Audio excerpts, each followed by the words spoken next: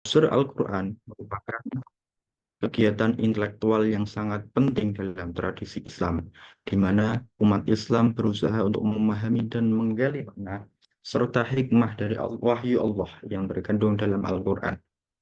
Dalam upaya ini, terdapat beberapa pendekatan yang digunakan untuk menafsirkan teks Al-Quran, antara lain tafsir bil ma'thur dan juga tafsir bil ra'yi.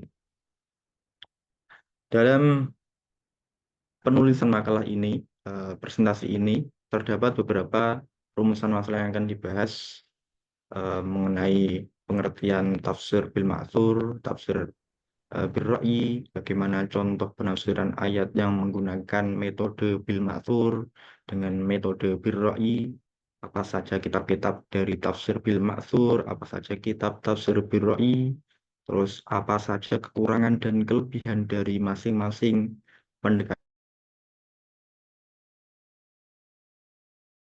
tafsir bil ma'thur dan juga tafsir bil ra'yi.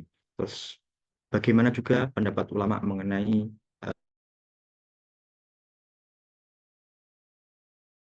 akal ini, PPT ini untuk mengetahui secara mendalam mengenai tafsir bil ma'thur dan juga bil ra'yi, pemahaman tentang contoh-contoh ayat yang menggunakan metode tafsir bil ma'thur dan juga bil ra'yi, memberikan gambaran contoh-contoh kitab yang menggunakan metode pendekatan tafsir bil ma'thur dan bil ra'yi, serta bagaimana pendapat para ulama mengenai tafsir bil ma'thur dan juga bil ra'yi. Oke, selanjutnya yaitu tafsir bil ma'thur berasal dari kata fasaro yang bermakna penjelasan atau bayan. Juga bisa diartikan sebagai al-ibanah atau muncul. Bisa juga berarti al-kasyaf atau mengungkap. Makna zahirnya yaitu makna zahir dan juga makna batin. Kata tafsir digunakan eh, bagi dokter itu untuk memeriksa pasien. Kata tafsir secara terminologi merupakan ilmu yang digunakan untuk memahami kitabullah yang diturunkan kepada Nabi Muhammad SAW untuk menjelaskan makna-maknanya, hukum dan hikmahnya, dan diambil dari ilmu nahwu, ilmu sorof, balaghah, ilmu usul fiqh, dan lain-lainnya. Imam Husain Al-Zahabi juga mengklasifikasikan tafsir berdasarkan periode sekaligus sumber kepada dua, yaitu eh, tafsir bil ma'thur, yaitu tafsir pada periode sahabat juga tabi'in bersumber pada ayat Al-Quran dan hadis Nabi Muhammad SAW. Kedua, tafsir bil ra'yi, yaitu tafsir pasca tabi'in yang bersumber dengan nalar logika. Tafsir bil ma'sur cenderung lebih tekstual, sedangkan bil ra'yi lebih ke rasional dan kontekstual sesuai dengan perkembangan zaman. Dua bentuk tafsir di atas merupakan dua sisi kemukjizatan Al-Quran, sisi redaksi dan sisi makna yang tidak mungkin dipisahkan. Kedua tafsir tersebut memiliki validitas yang kuat, namun memenangkan salah satu dari keduanya merupakan sikap yang kurang tepat. Sebagai catatan tentang tafsir bil ma'thur, khususnya tafsir ayat dengan hadis, sebagaimana dijelaskan oleh Imam As-Suyuti bahwa penafsiran dengan hadis marfu' tidak melebihi 13 halaman saja.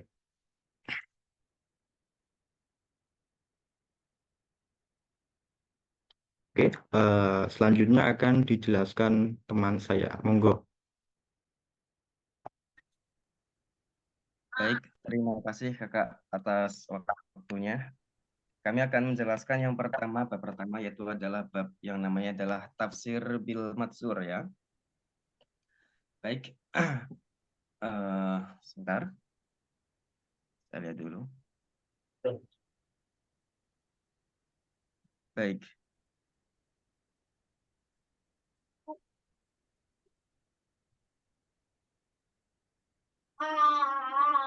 Kelihatan? Ya, kelihatan. Baik, tafsir bil matsur ini disebut juga sebagai tafsir bil riwayah atau riwayat ya, atau juga binakli metode penafsiran ini merujuk kepada penafsiran Al-Qur'an dengan dasar periwayatan ya, yaitu riwayat dari Al-Qur'an, Sunnah dan juga dari sahabat. Nah, ini ada 3 jenis ya, dari Al-Qur'an, Sunnah dan juga sahabat. Tabi'in itu, kalau tabi'in sudah termasuk bil riwayah atau bil ra'yi ya. Jadi penafsiran tafsir bil matsur ini adalah ya menggunakan Al-Qur'an dengan Al-Qur'an, dibandingkan ya satu sama lainnya, begitu juga dengan hadis dan hadis ya. Penafsiran Al-Qur'an melalui juga dari penuturan atau dari ucapan para sahabat dalam menafsirkan Al-Qur'an ya. Nah, metode inilah disebut dengan metode tafsir bil matsur ya, begitu. Nah, ini adalah penafsiran ini juga memiliki kekuatan yang paling tinggi dibandingkan dengan metode tafsir yang lainnya gitu. Karena apa? Langsung sumbernya langsung dari Al-Qur'an dengan Al-Qur'an, terus hadis Nabi ya, dan juga para sahabat yang menjumpai langsung atau semasa hidupnya bersama dengan Nabi. Nah, bisa langsung dilanjut Kak? Bawa lagi. Nah, contoh-contoh penafsiran ayat dengan menggunakan metode bil matsur ya. Yang pertama adalah ya dalam surat At-Tariq ya. Wassama bismillahirrahmanirrahim wassama iwat thoriq ya. Ini kalau diterjemahkan secara tekstual secara bahasa Indonesia adalah demi langit dan yang datang pada malam hari ya. Kemudian ya dalam ayat An-Najmu Saqib yang artinya adalah bintang yang cahayanya menembus ya. Nah, ini apa namanya juga apa namanya? Ini sebentar. Wasama iwatorik ya. Kemudian pada ayat berikutnya pada surat yang sama ada juga ya penjelasannya ya, langsung dijelaskan di ayat selanjutnya, yaitu adalah anas musaqibah. Artinya apa? Ya, artinya langit yang datang pada malam itu artinya apa? Ya, itu adalah anas musaqib, bintang yang cahayanya yang menembus atau yang terang benderang gitu. Jadi kalau sama Iwat Torikoto saja itu kan masih bingung ya, belum ada penjelasannya. Tapi ini di dalam Al-Quran sudah langsung dijelaskan di ayat selanjutnya. Jadi perbandingannya itu di penjelasannya yang ada langsung di dalam Al-Quran. Ya. Contoh lagi di dalam surat Al-Baqarah. Dalam ayat fatalaqa Adamu min rabbihi kalimatin fataba alaih innahu huwat tawwabur rahim. Nah, kemudian ini artinya adalah apa? Ketika Nabi Adam menerima beberapa kalimat dari Tuhannya, dia pun menerima taubatnya. Nah, apa namanya? Kalimat itu apa yang disampaikan dalam Tuhannya? Ya, yang disampaikan atau diberi dari Tuhannya dari Allah Subhanahu wa taala itu apa kan belum tahu. Nah, kemudian di ayat lainnya baru dijelaskan ya. Ternyata kalimat itu adalah qala rabbana dzalamna anfusana wa illam taghfir lana wa tarhamna lanakunanna minal khasirin. Nah, baru dijelaskan di ayat selanjutnya, kalau tidak salah ini di juz 8 ini ya, di juz 8 surah Al-A'raf ya. Nah, artinya apa? Artinya apa? Artinya adalah ya Allah, betapa dolimnya saya atau betapa dolamnya kami ya. Kami itu berarti merujuknya di Adam dan Hawa ya. Nah, jika engkau tidak mengampuni kami dan tidak merahmati kami, niscaya kami termasuk orang yang rugi. Jadi, ketika ini sejarahnya, ketika Nabi Adam diturunkan di dalam dari surga, ya, dengan sebab ya apa namanya memakan buah khuldi, ya, ketika di dalam surga diturunkan di bumi, ya, sebelum diturunkanku, Allah Subhanahu wa Ta'ala sudah memberikan apa namanya itu kepercayaan itu apa ya? Kayak kata-kata atau kalimat atau doa kunci kepada Nabi Adam, karena Nabi Adam sendiri Allah Subhanahu wa taala sudah tahu kalau Nabi Adam itu ada di apa di tipu daya oleh iblis, oleh setan. Nah, jadi dan itu salah satu bentuk kasih sayang Allah kepada Nabi Adam, karena Nabi Adam adalah nabi dan juga rasul. Nah, itu sedikit dari penjelasan apa namanya dari contoh dalam Al-Qur'an ya. Nah, kemudian penafsiran dari jalur hadis ya, dari perkataan, perbuatan, atau takrir. Takrir itu apa? Takrir itu adalah penetapan, dan juga sifat Nabi, ya, si penetapan. Nah, penetapan di sini adalah contoh ya, dulu ketika Nabi perang, para sahabat kan kekurangan bekal. Akhirnya Nabi melihat ya para sahabat menyembelih dop. Dop itu adalah kayak biawak ya, biawak burung. Nabi tidak, ketika ditawari, Nabi Muhammad ditawari daging itu, Nabi tidak menerima, tapi juga tidak melarang. Nah, jadi ini jadi suatu ketetapan atau sunnah bahwa dop, biawak ya, itu boleh dimakan. Tapi ini ada beberapa versi ya. Kalau dop gurun tidak masalah, tapi kalau yang di negara Indonesia beda cerita. Nah, ini nanti ada pembahasan diri. Nah, kemudian kita contohkan ya, contoh hadis ya, hadis dengan hadis ya. Dengan dasar apa ya? Allah Subhanahu wa taala berfirman, A'udzu billahi minasyaitonir rajim. Wa anzalna ilaika dzikra litubayyana lin-nas ma nuzila ilaihim wa la'allahum yatafakkarun. Ini jelas banget ya. Dan kami turunkan ya kepada engkau wahai Muhammad adzikru ya.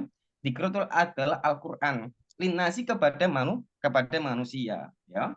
Nah, kemudian manuzila ilaihim ya. Dan apa-apa yang diturunkan kepada mereka agar mereka berpikir. Jadi sudah jelas di sini di dalam Al-Qur'an bahwa Nabi Muhammad lah yang yang orang pertama yang menerangkan dari tafsir Al-Qur'an atau penjelasan yang ada dalam ayat Al-Qur'an. Sehingga ini jadi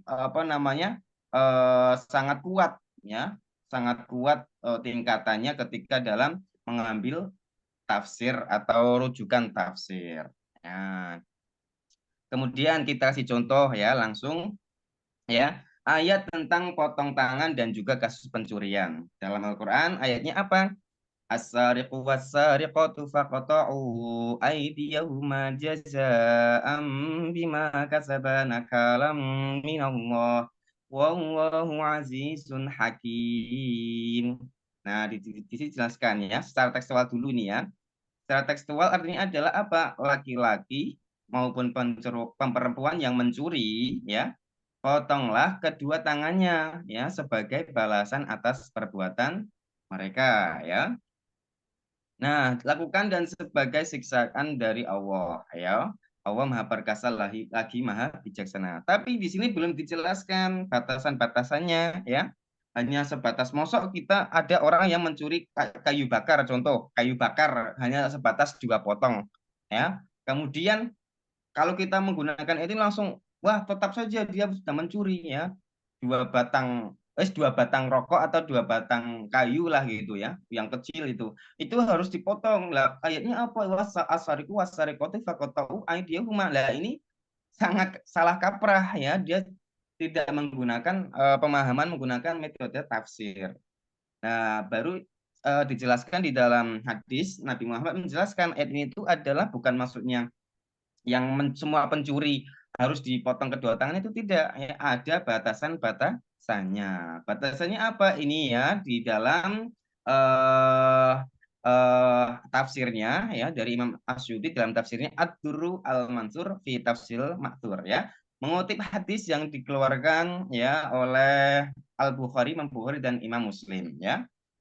Rasulullah SAW bersabda, la taqta, dan janganlah engkau potong ya, yadu asariku ya, tangan pencuri, illa, kecuali fi rubu'i dinarin ya, kecuali dia itu dalam pencurian itu adalah 1/4 atau 1/4 dinar ya, falsuaidan. Nah, maka itu baru kalau lebih dari 1/4 dinar baru boleh dipotong itu.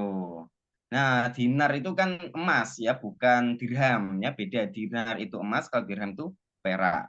Nah, pastinya kita tahu sendiri emas sekarang kan mahal ya, 1 gramnya aja sekarang sudah hampir 600.000 ya, 1 gramnya saja. Itu. Nah, kalau sebatas kayu ya atau 2 batang rokok mungkin, nah itu belum boleh untuk dikisos atau dipotong 2 tangannya. Nah itu contoh dari hadis metode bil mansur melalui ucapan ataupun perbuatan dan juga ketetapan dari Nabi Muhammad SAW. Lanjut Kak.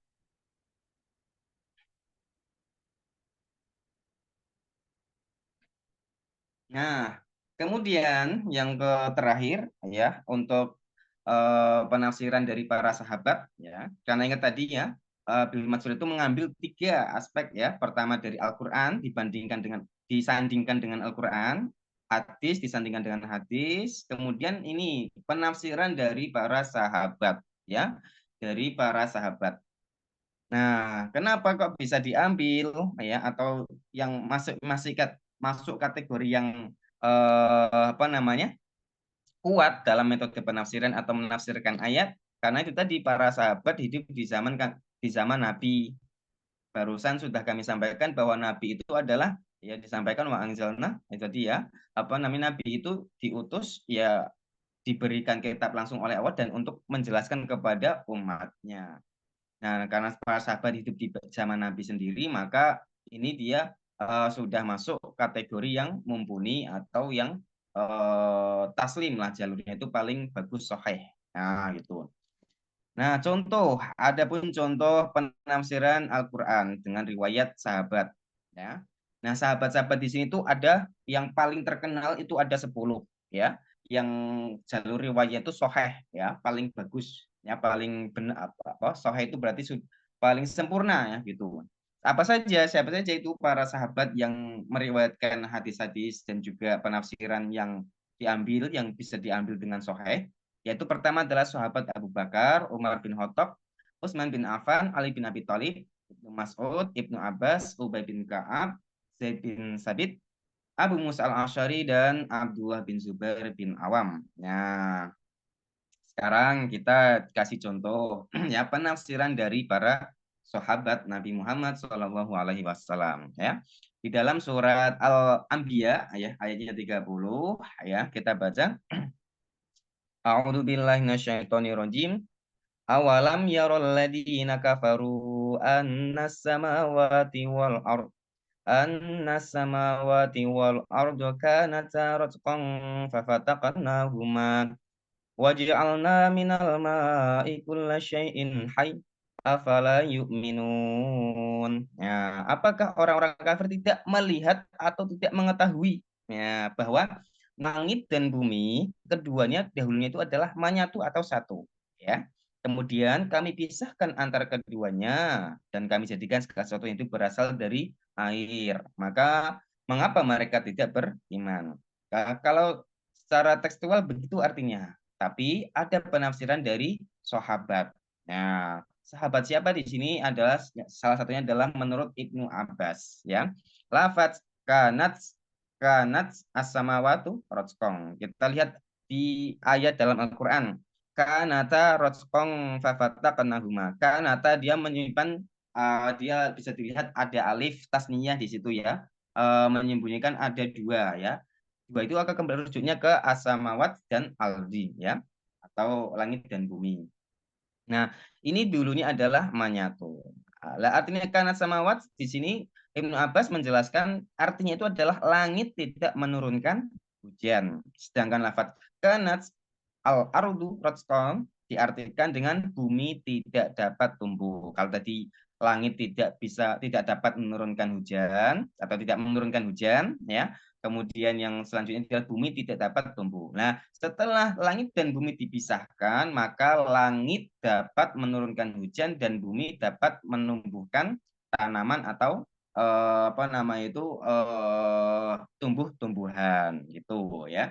Jadi awalnya itu adalah ketika belum dipisah masih menyatu itu langit dan bumi belum bisa menurunkan hujan dan bumi belum bisa untuk menumbuhkan tanaman. Tapi ketika sudah dipisah, dalam arti sudah langit sendiri, bumi sendiri yang sekarang kita lihat dan kita rasakan ini bisa kita lihat, baru bumi bisa menurunkan atau menumbuhkan tumbuhan, langit bisa menurunkan hujan ya. Itu penafsiran dari ayat surat Al-Anbiya ayat 30. Lanjut Kak.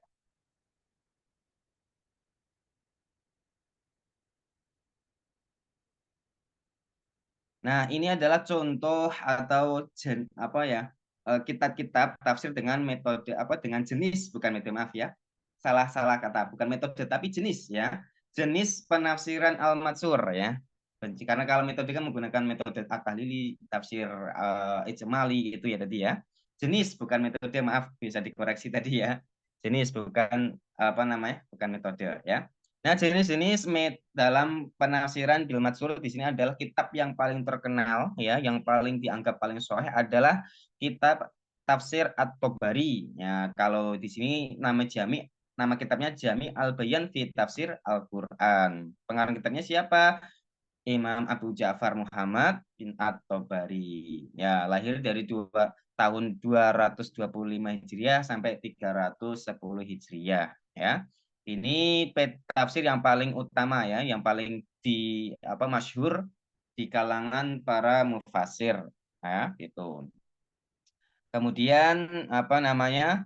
eh di antara kitab tafsir lainnya, metode penafsiran yang digunakan adalah dengan periwayatan dari para sahabat dan tabiin. Sedangkan Asyuti, tafsir Tabari adalah tafsir yang paling besar dan luas. Nah, ini pokok apa ya? Ya, yang Tabari itu pokok kitab yang apanya itu terkenal karena apa? Tebalnya itu banyak banget, ada 30 jilid ya.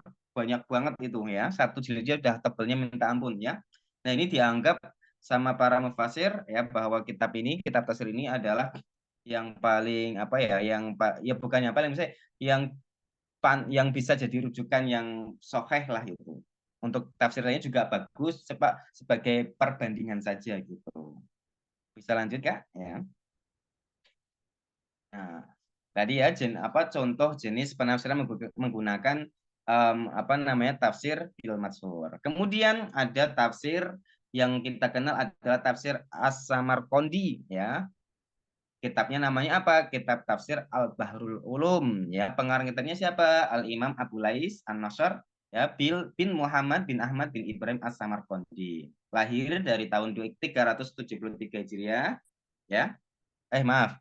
Wafatnya 333 Hijriah atau 375 Hijriah, masih simpang siur untuk apa namanya? Wafatnya beliau ya. Nah, tafsirnya cuma terdiri dari 2 jilid ya. Nah, untuk kitab sendiri ini satu manuskripnya masih tersimpan di perpustakaan Universitas Al-Azhar Kairo ya. Kemudian yang ketiga contohnya lagi adalah tafsir As-Sa'labi ya, dalam kitab Al-Kasyaf wal Bayan At-Tafsir ya, tafsir Al-Qur'an. Karang kitabnya adalah Abu Ishaq Ahmad bin Ibrahim As-Salabi An-Nisaburi ya, wafat tahun 427 Hijriah ya. Itu. Bisa lanjut Kak? Karena Kak ini juga mempersingkat waktu juga Kak ya. Nah, nanti bisa ditanyakan sama ada yang masih bingung ya.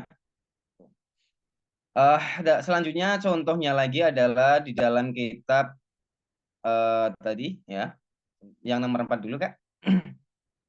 Filmnya dulu. Nah, ini. Ini yang selanjutnya adalah ada lagi yang tafsir yang menggunakan jenis penafsiran bil matsur adalah kitab Al-Baghawi ya, Al-Baghawi. Dalam kitab namanya Mu'allim At-Tanzil ya. Pengarang kitabnya adalah Imam Abu Muhammad bin Mas'ud bin Muhammad Al-Faruq Al-Baghawi ya, yang wafat di tahun 516 Hijriah ya, berdekatan semua hampir ya. Gitu. Kemudian juga ada juga ya dalam kitab namanya Al-Muharrir Al-Wajiz fi Tafsir Al-Kitab Al-Aziz, pengarang kitabnya Abu Muhammad Abdul Haq bin Ghalib bin Atiyah Al-Andalusi Al-Maghribi Al-Gharnati. Nah, bisa dengan ya. Bisa lanjut Kak? Ya, bisa dilanjut lagi.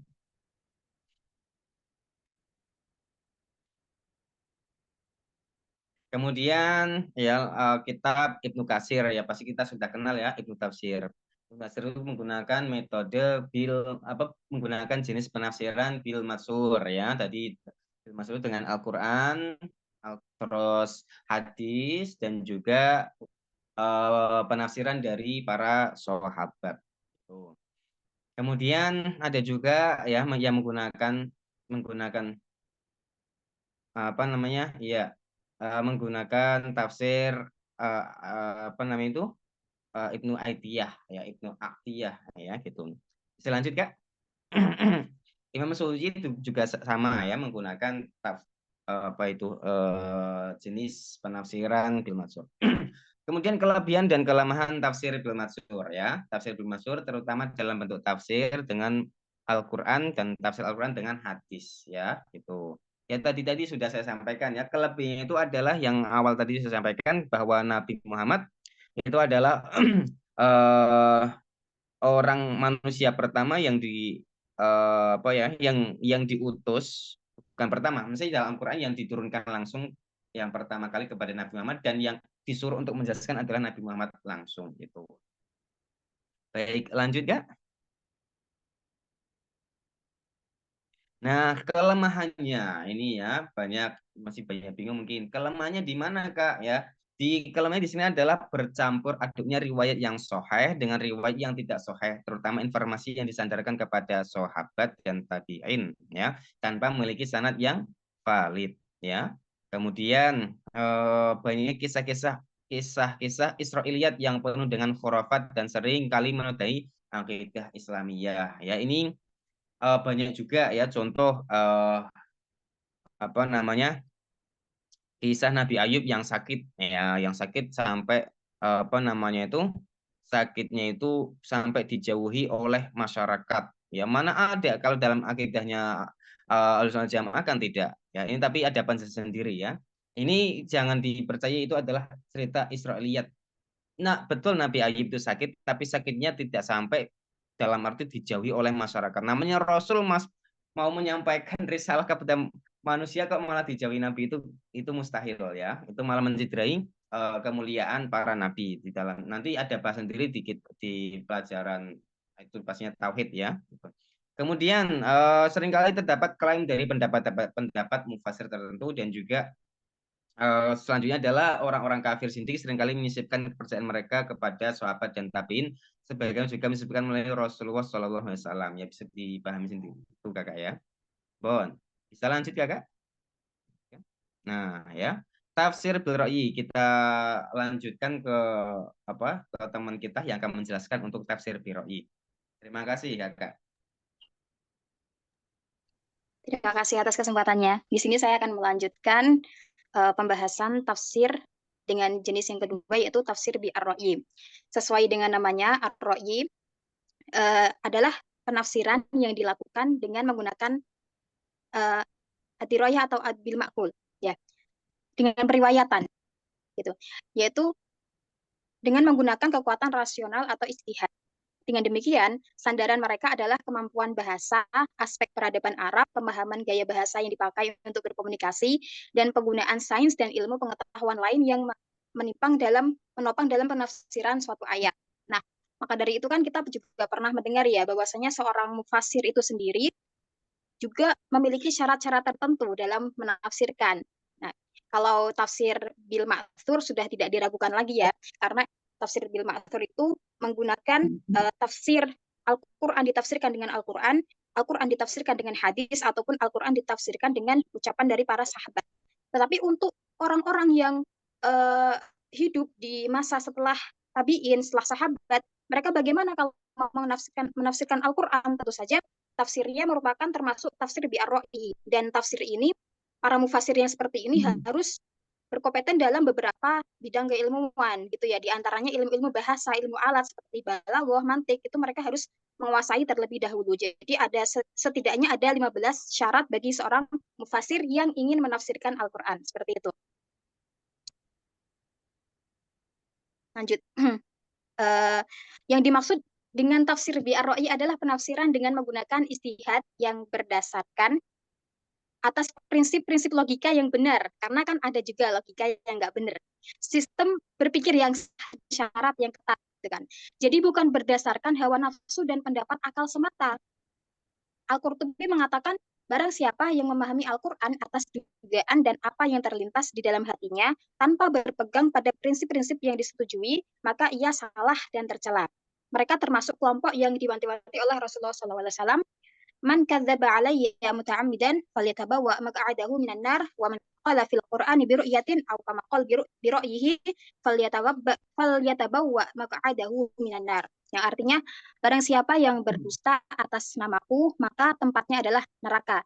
Dan siapa saja yang menafsirkan Al-Quran dengan pikirannya sendiri, maka tempatnya adalah neraka. Hadis ini diriwayatkan oleh At-Tirmidzi dari Ibnu Abbas. Selain itu, Rasulullah juga bersabda, man qala fil Qur'an bi ra'yatin aw kama qala bi ra'yihi fa asaba faqad akhta'a. Barang siapa yang menafsirkan Al-Qur'an dengan nalarnya dan itu meskipun benar gitu ya, maka itu tetap salah gitu ya. Jadi meskipun sesuai namanya ini menafsirkan Al-Qur'an dengan ru'yah atau akal gitu. Tapi akal yang bagaimana itu tetap ada batasan-batasannya seperti ya teman-teman. Kayak bisa dilanjut slide selanjutnya. As-Sabuni menuturkan bahwa tafsir birra'yi terbagi menjadi dua bagian, yakni tafsir yang terpuji dan tafsir yang tercela. Nah, tafsir yang terpuji adalah tafsir yang tepat sasaran dengan tujuan yang dikandungnya, terbebas dari kesesatan dan kebodohan, selaras dengan kaidah bahasa Arab yang benar, dan berpijak pada dasar-dasar memahami nas Al-Quran.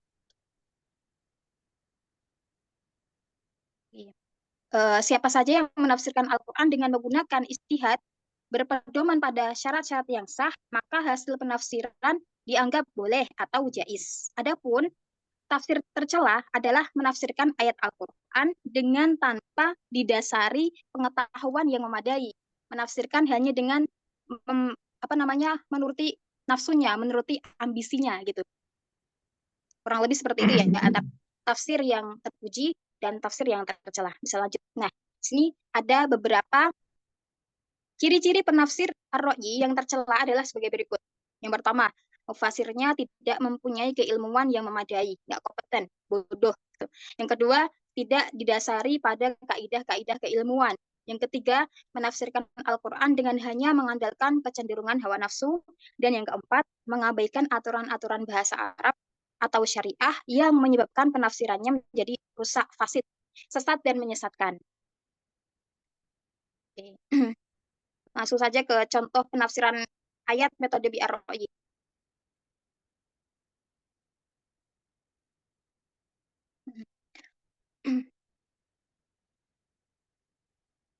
Dalam penafsiran kata al-qalam, ya, misalnya dalam surah Al-Alaq ayat 4 dan surah Al-Qalam ayat 2, kata al-qalam oleh mufasir klasik itu salaf ya, bahkan mufasir kontemporer atau khalaf modern, diartikan sebagai pena. Jadi al-qalam itu oleh penafsir khalaf maupun penafsir salaf diartikan sebagai pena.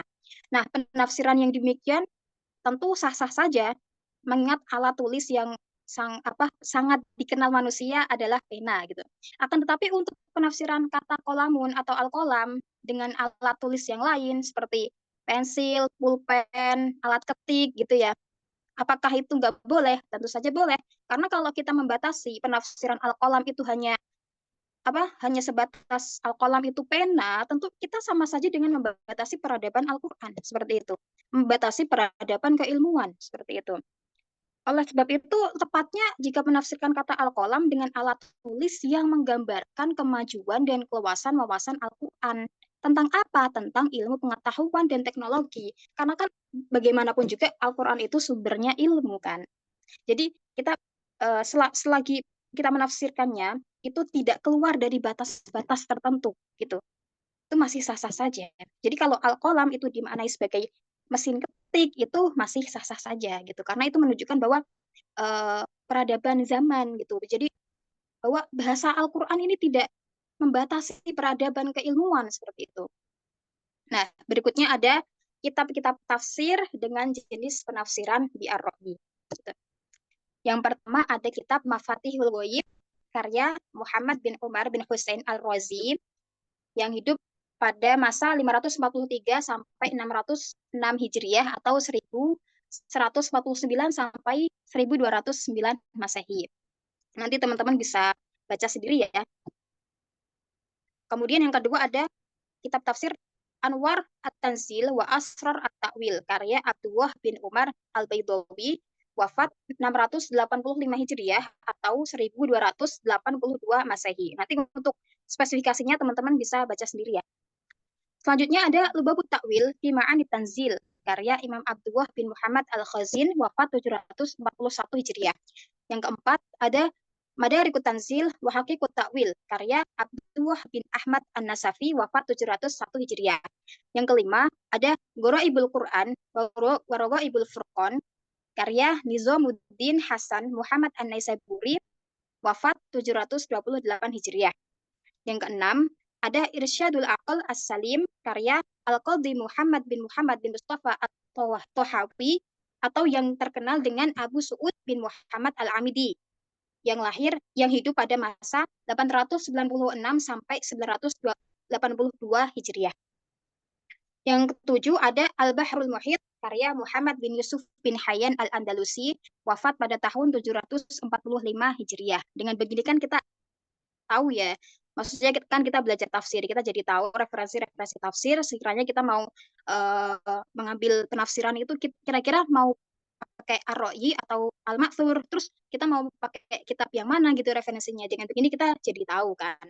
Terus yang ke-8 ada Ruhul Ma'ani karya Syihabuddin Mahmud Al-Alusi, yang hidup pada masa 1217 sampai 1270 Hijriah.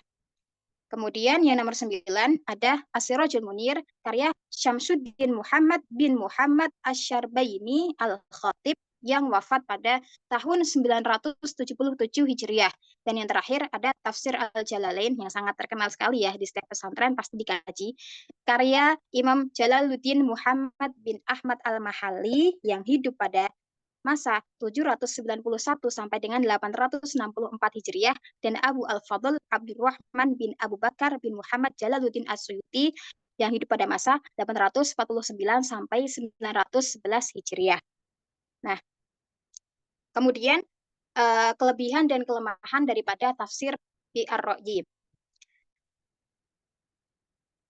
Kelebihannya tentu saja mufasir boleh beristihad untuk memperoleh pemahaman baru serta mengistimbatkan itu menyimpulkan makna dan hikmah dari Al-Qur'an gitu. Kelebihan tafsir Ar-Ra'yi gitu. Penafsir itu boleh beristihad sendiri. Abdullah Syahatoh menyatakan bahwa terpengaruhnya tafsir dengan disiplin ilmu yang digeluti mufasir bukanlah suatu yang negatif selama tidak menjadikan Al-Qur'an hanya sebagai kitab pengetahuan dan selama manusia tidak berpaling dari Al-Qur'an gitu. Jadi selama Al-Qur'an itu kembali lagi ya, Al-Qur'an itu kan kitab syariah. Jadi selama seorang mufasir itu tidak hanya menjadikan Al-Qur'an sebagai kitab pengetahuan aja gitu. Nah, di antara kelebihannya yang lain adalah sama saja dengan melakukan perintah Allah. Allah kan memerintahkan untuk beristihad. Dan apa yang dilakukan oleh para mufasir yang menggunakan tafsir bir Ra'yi ini sama saja dengan mereka melaksanakan perintah Allah, yaitu perintah untuk beristihad. Tafsir bir Ra'yi ini merupakan upaya untuk mengetahui makna-makna kitab Allah, menjadikan disiplin ilmu Al-Qur'an terus berkembang dan dapat mengadaptasikan Al-Qur'an sesuai dengan kehidupan masa kini gitu ya. Oke. Untuk selanjutnya nanti teman-teman bisa baca sendiri ya karena terlalu banyak. Dan selanjutnya pandangan ulama tentang tafsir bi Al-Ma'thur dan tafsir bi Ar-Ra'yi yang akan disampaikan oleh teman kami. Silakan Kak. Terima kasih sebelumnya. Baik, terima kasih. Saya di sini akan melanjutkan pandangan ulama tentang tafsir bil Ma'thur dan tafsir bil Ra'yi.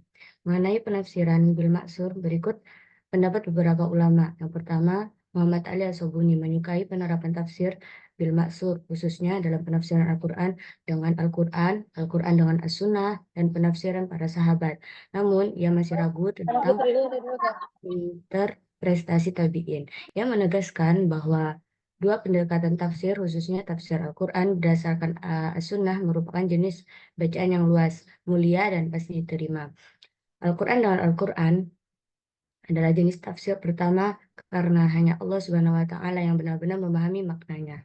Sedangkan metode penafsiran dengan As-Sunnah ini sah karena Al-Quran menegaskan bahwa Rasul bertugas sebagai penafsir Al-Quran. Sedangkan pandangan beliau terhadap tafsir sahabat adalah salah satu tafsir yang muktamad, dapat dijadikan pegangan karena para sahabat pernah bertemu dan berkumpul secara langsung dengan Nabi Muhammad.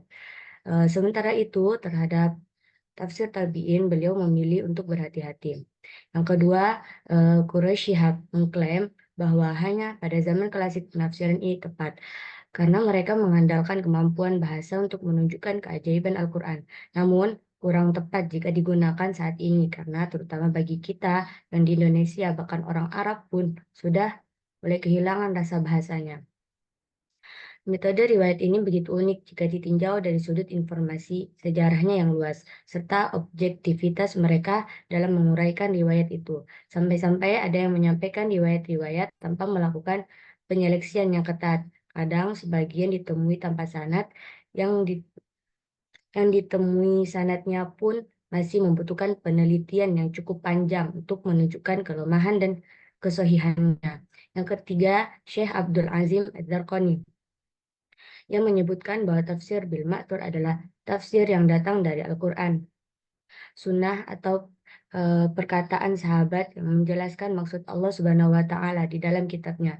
Selanjutnya ia mengatakan tentang tafsir tabi'in masih terjadi perselisihan antar ulama. Di antara mereka ada yang mengatakan bahwa tafsir tabi'in ini termasuk tafsir yang maksur dengan alasan mayoritas dari mereka belajar langsung dari para sahabat, dan beberapa ulama yang lain mengklasifikasikannya ke dalam tafsir bir-ra'yi. Yang keempat, Muhammad Husain Az-Zahabi mengkategorikan penafsiran para tabi'in tergolong pada tafsir bil ma'thur karena Ibnu Jarir At-Tabari dalam tafsir Jami' al-Bayan fi tafsir Al-Quran mengkategorikan tafsir tersebut ke dalam tafsir bil ma'thur walaupun ada yang memperselisihkannya. Mengenai tafsir bir-ra'yi, ulama memiliki pandangan yang berbeda di antaranya memperbolehkan dan sebagian yang lain melarangnya. Namun, pada kenyataannya, kedua pendapat ini hanyalah bersifat lafzi atau redaksional, yaitu mereka sama-sama mencela penafsiran berdasarkan ra'yi atau pemikiran semata, tanpa melibatkan kaidah-kaidah dan kriteria yang berlaku dalam penafsiran. Dan untuk selanjutnya, saya serahkan kepada moderator.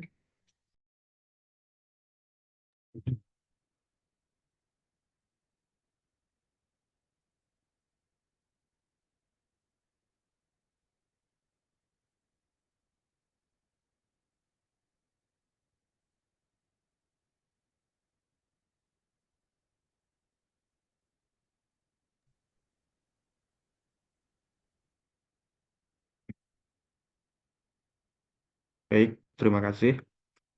Kesimpulan dari penyampaian ini adalah bahwa kedua pendekatan dalam tafsir Al-Quran, baik tafsir bil maksur maupun tafsir bil ra'yi, memiliki nilai dan keunggulan masing-masing. Tafsir bil maksur memberikan fondasi yang kokoh dalam penafsiran Al-Quran berdasarkan sumber-sumber umat utama Islam. Sementara tafsir bil ra'yi memperkaya interpretasi dengan mempertimbangkan konteks sosial dan pemahaman pribadi.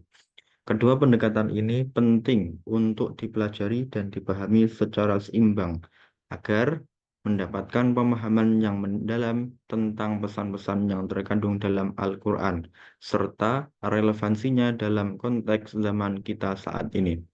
Demikian pembahasan yang dapat kami sampaikan dalam presentasi kali ini mengenai pendekatan tafsir.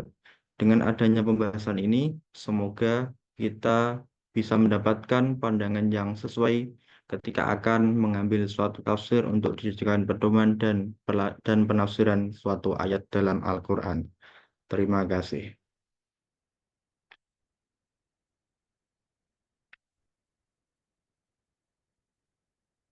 Oke, selanjutnya yaitu sesi diskusi.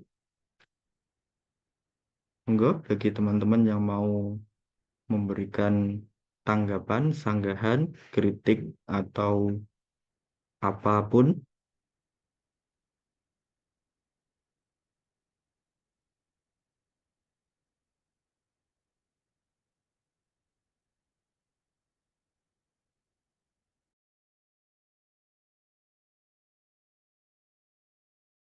Silakan teman-teman yang ingin mendiskusikan.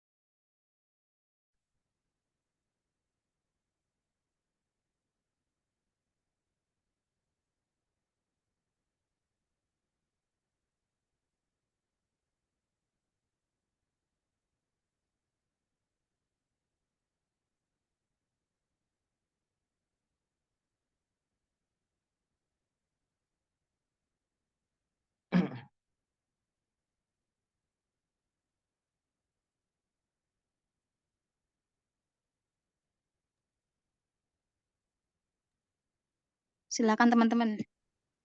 Atau mungkin dari anggota kelompok ini ada yang mau menambahkan juga nggak apa-apa. Mungkin dari makalah yang ada ini ada kurangnya atau mungkin kurang penjelasannya kurang atau bagaimana, silakan.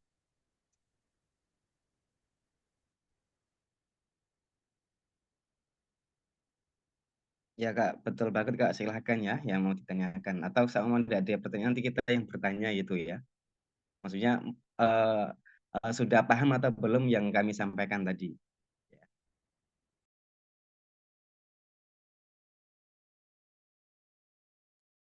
Biasanya kalau diam itu iya, udah paham berarti. Ya, Kalau alhamdulillah belum, berarti kalau teman-teman udah paham, alhamdulillah berarti kita berhasil dong menyampaikan makalah gitu. ya betul ya.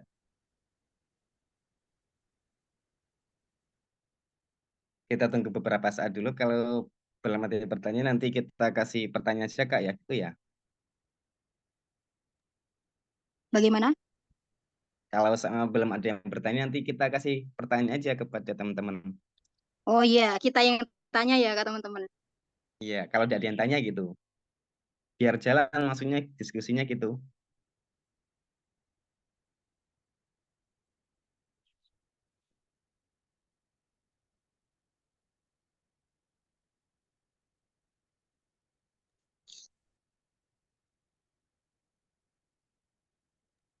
Tapi ini saya mau nambahin dikit deh, yang soal penafsiran secara apa tadi, penafsiran bi al-ma'thur ya.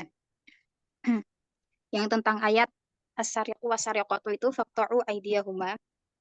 Jadi kan kalau em, pendekatan dalam menafsirkan Al-Qur'an itu sendiri, ini maaf ya, karena tidak kami cantumkan di makalah.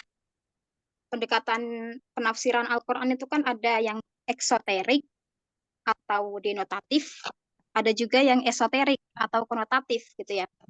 Nah, kalau pendekatan secara eksoterik atau denotatif itu kan pendekatan secara tekstual gitu. Jadi kalau ada ayat yang seperti ayat tadi as-sariqu was-sariqatu faqta'u aydiyahuma. Jadi secara tekstual qata'a faqta'u qata'a itu diartikan sebagai memotong, disuruh motong ya motong gitu. Potong tangan ya potong tangan, pokoknya gitu. Itu kalau penafsiran dari pendekatan eksoterik atau denotatif. Sementara kalau penafsirannya itu dari pendekatan diambil dari pendekatan esoterik atau konotatif, yang mana penafsiran ini kontekstual, ini bisa aja makna kotoa ini bukan memotong gitu. Tapi makna kotoa ini bisa saja melumpuhkan. Melumpuhkan apa? Melumpuhkan kekuatan. Jadi kalau ada orang yang mencuri, itu bukan hukumannya bukan dipotong tangan, tapi dilumpuhkan kekuatannya. Kayak gitu. Kan sesuai sebenarnya kan gini. Para ulama kan mengedepankan yang namanya maqasidus syariah. Maqasidus syariah atau tujuan-tujuan daripada syariah. Terus tujuan syariah ini apa aja gitu kan? Nah, tujuan syariah itu kan ada yang pertama hifdzul aql. Berarti apa? Menjaga akal. Berarti apa? Disuruh belajar, disuruh sekolah, disuruh menuntut ilmu. Kemudian maqasidus syariah selanjutnya ada hifdzul mal, menjaga apa? Menjaga harta, maksudnya apa? Disuruh kerja gitu. Tapi yang ketiga ada maqasidus syariah yang ketiga yaitu hifdzun nafs atau menjaga jiwa, menjaga ini jiwa kita gitu. Berarti apa? Dilarang membunuh gitu kan? Dilarang membunuh atau melakukan sesuatu hal yang mendekati pada pembunuhan seperti itu. Maka kalau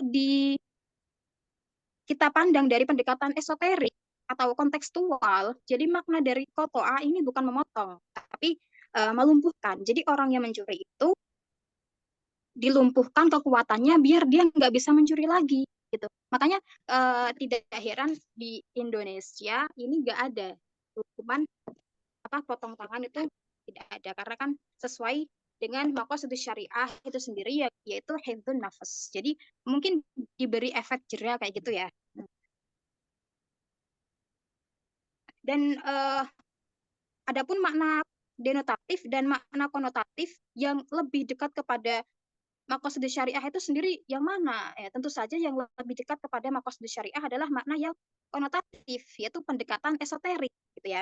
Karena maqasidus syariah itu mementingkan apa? Apa yang dipentingkan dalam maqasidus syariah? Yaitu yang pertama adalah keadilan, kemudian yang kedua amanah atau keamanan. Jadi ini yang saya pernah dapatkan dari keterangan tentang ayat as-sariqu was-sariqatu faqta'u aydiyahuma yang pernah disampaikan oleh Profesor Nasaruddin Umar. Seperti itu teman-teman, jadi tambahannya. Terima kasih.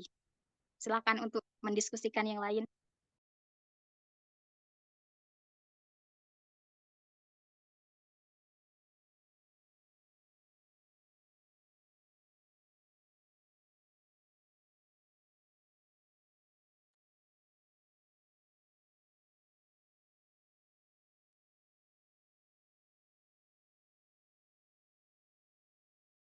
Silakan teman-teman, ada yang bisa ada yang ditanyakan atau mungkin mau menanggapi, menambahkan, atau baik kita kasih pancingan dikit coba Kak ya, kita kasih pancingan dikit ya. Saya sempat ini saya apa namanya kami tanyakan atau kami diskusikan kepada beberapa kepada seseorang gitu. Bahwa tafsir itu ternyata ada yang maksudnya jarang sekali dipublikasikan kepada orang-orang atau belum masyhur lah ibaratnya gitu. Namanya adalah tafsir isyarah, tafsir bil isyarah. Jadi isyarah di sini itu hanya untuk dirinya sendiri gitu, melalui mimpi ya, melalui mimpi. Lah ini itu apa namanya bisa menjadi rujukan atau enggak. Nah, contoh salah satu ulama yang terkenal gitulah ya. Beliau mendapatkan mimpi bahwa ayat tersebut, ayat dalam Al-Qur'an itu ayat penjelasan itu seperti ini. Jadi namanya tafsir bil isyarah. Lah ini bisa menjadi rujukankah atau tidak bisa gitu Kakak? Bisa misalnya diambil fatwanya enggak bahwa penafsiran ayat Al-Qur'an ini ternyata seperti ini, diambil dari mimpi seorang ulama ini you know. Itu bisa enggak teman-teman kira-kira? Silahkan ditanggapi Kakak.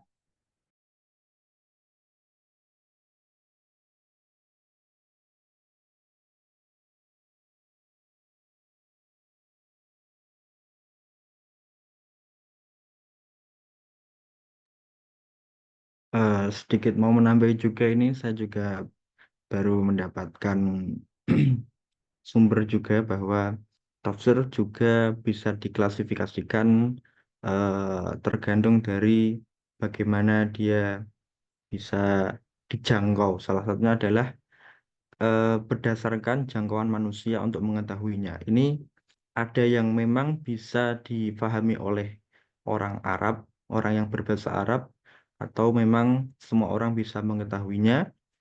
Dan ada juga yang hanya ulama-ulama tertentu yang bisa mengetahuinya, dan yang paling mengetahui lagi yaitu adalah dari sisi Allah Subhanahu wa taala yang mengetahui maknanya. Itu kita bisa lihat dalam konteks ayat Alif Lam Mim. Semua orang, semua ulama yang menafsirkan pada akhirnya tidak akan bisa membuka takbir itu kecuali Allah Subhanahu wa taala sendiri yang mengetahui paling benar atau paling sesuai dengan konteksnya. Itu ada juga tafsir yang bisa digapai dengan cara eh, ada corak, yaitu melalui riwayat, ada tafsir bil ma'thur, ada yang ijtihadi tadi, ada yang menggunakan ra'yi, ada juga tafsir isyari yang juga disampaikan oleh Ustadz Yusron. Terus dari bentuknya tafsir juga ada berbagai jenis, yaitu tafsir tahlili, tafsir ijmali, tafsir maudhu'i, tafsir muqarrin. Eh, Seperti yang kita tahu bahwa tahlili itu lebih ke runtutan ayat per ayat. Ijmali itu tafsir yang secara global, sedangkan tafsir maudhu'i itu tafsir yang tematik atau sesuai dengan tema, per sub, gitu. Sedangkan tafsir muqarrin itu tafsir yang eh, menyandingkan atau membandingkan antara beberapa tafsir, beberapa pendapat. Terus ada juga berdasarkan kecenderungan mufassir, yaitu sesuai dengan tafsir-tafsir yang sifatnya adalah teologi atau madhabi, seperti tafsir Al-Kasyaf, tafsir Mafatihul Ghaib. Terus ada yang bercorak keilmuan dalam arti ma'anil Quran, majazil Quran, I'rabul Quran, ada Al-Farra, Abu Ubaidah, An-Nuhas, dan juga ada yang berdasarkan coraknya yaitu tafsir Al-Mizan, tafsir yang bercorak filsafat, tafsir fi zilalil Quran, tafsir yang bercorak haraki atau perjuangan, ada juga tafsir Marogi, bercorak adab ijtimai, dan sebagainya, dan sebagainya. Kurang lebih begitu tambahan dari saya.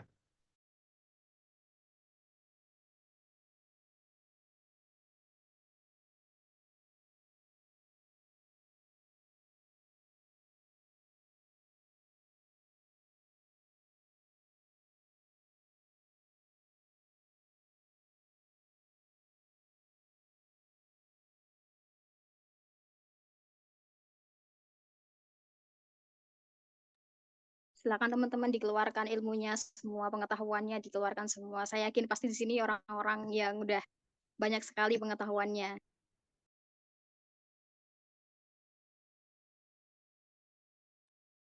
Apa mungkin mereka masih pada capek ya? Karena dari pagi sampai siang belum istirahat mungkin, Pak, ya.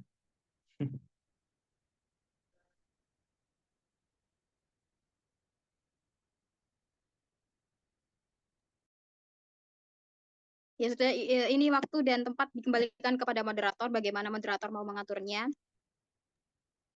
Oke, eh gimana ya kesepakatannya aja lah. Atau kita menunggu dari dosen? Dosennya nggak hadir. Oh,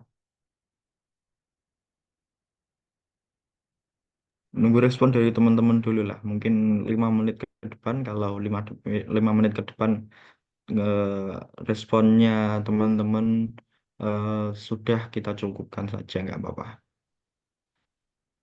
Oke.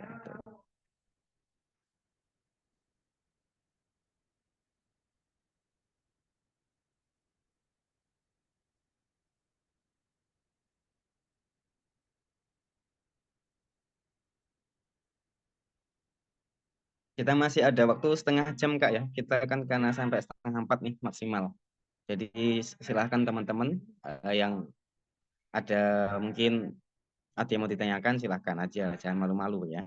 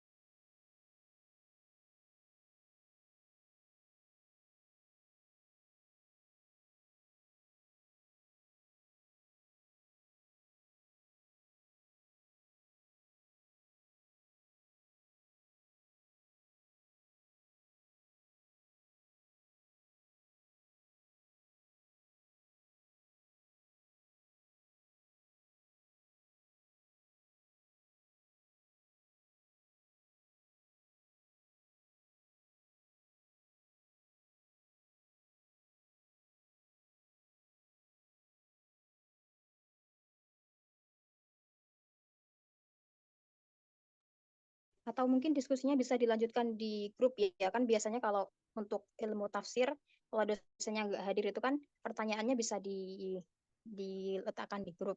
Terus ini teman-teman mungkin memang belum membaca makalahnya secara keseluruhan. Jadi teman-teman bisa baca ulang dari awal sampai akhir secara teliti. Nanti kalau ada yang kurang gimana gitu bisa ditanyain di grup gitu ya.